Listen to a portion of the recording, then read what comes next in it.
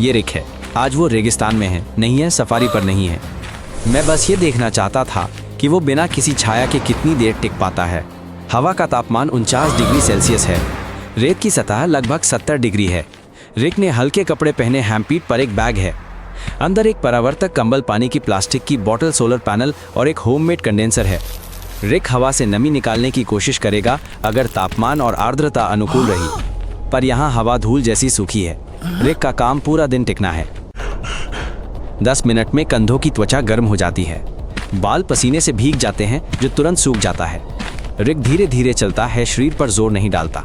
उसे कोई छाया नहीं मिलती। रेत नीचे से गर्मी छोड़ती है। रिक चांदी का एक परावर्तक निकालता है, उसे अपने ऊपर छाते सा फैलाता है। उसके नीचे तापमान थोड़ा कम है पर हवा अभी भी गर्म है। रिक एक सौर पैनल लगाता है, कंडेंसर जोड़ता है। वो गुनगुनाता है और हवा खींचना शुरू करता है। यदि स्थितियां अनुकूल रहीं तो पानी की पहली बूंदें मिलेंगी। जीभ खुरदरी हो जाती है, श्लेष्मा सूखने लगती है। रिक ने पानी पहले 30 मिनट में ही पी लिया था। वो खुद को रोक नहीं पाया। शरीर ऊर्जा बचाने लगता है। कम लारकम मूत्र बनता है। रिक पैरों से एक गड्ढा खोदता है। गर्मी में ये गर्मी कम करने का तरीका है। रेत की परत के नीचे तापमान गिर जाता है। रिक गड्ढे में लेटकर खुद को ढक लेता है। चादर के नीचे अब भी गर्मी है पर सूरज की तपिश कम है। पसीना लगातार आ रहा है पर तुरंत सूख नहीं रहा।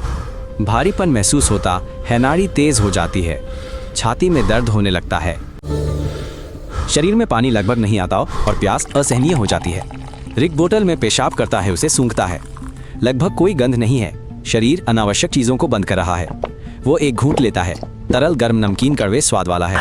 ये घातक नहीं है पर ऐसे तरल में नमक बहुत अधिक है। गुर्दों पर बहुत दबाव पड़ता है और शरीर और अधिक पानी खोता है। रिक एक और घूंट लेता है और बोतल को एक तरफ रख देता है। ये बिल्कुल भी मदद नहीं करता।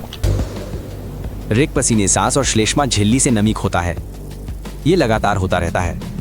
कंडेंसर काम कर रहा है पर अभी तक एक बूंद भी नहीं दी। रिक इसे रेत के स्तर से नीचे गाड़ता है ताकि हवा ठंडी हो।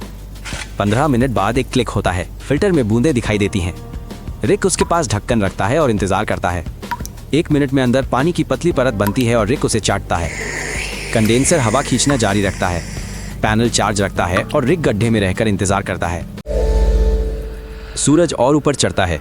उसकी किरणें पतले कपड़े से भी पार हो जाती हैं। पीठ पर नमी लेंस का काम करती है। ये जलन बढ़ाती है।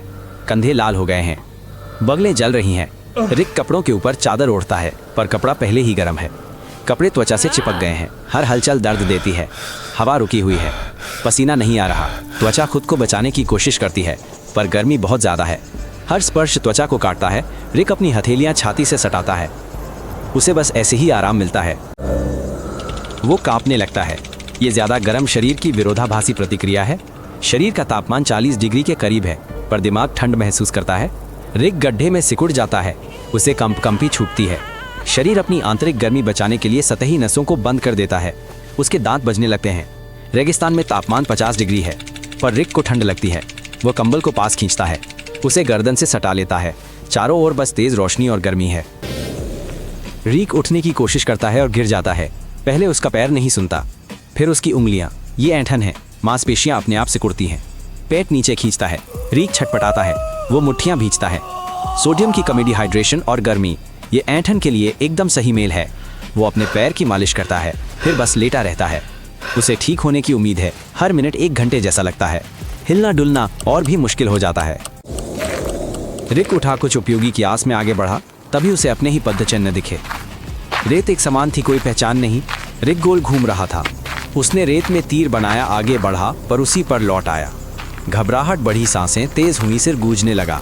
विचार उलझे, समय का एहसास मिटता गया।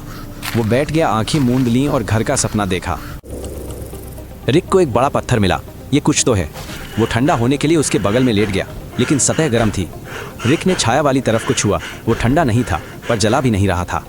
पत्थर सुकून देता है। रिक शांत हो गया। वो धीरे धीरे सांस लेता है। उसने अपनी गाल और फटे होंठ पत्थर से सटाए।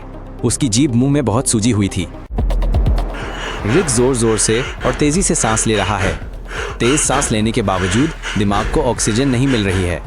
हल्का चक्कर तेज दर्द में बदल गया और रिक फिर से रेत पर बैठ गया। कंडेंसर पास ही था और उसमें कुछ बूंदें जमा हो गई थीं।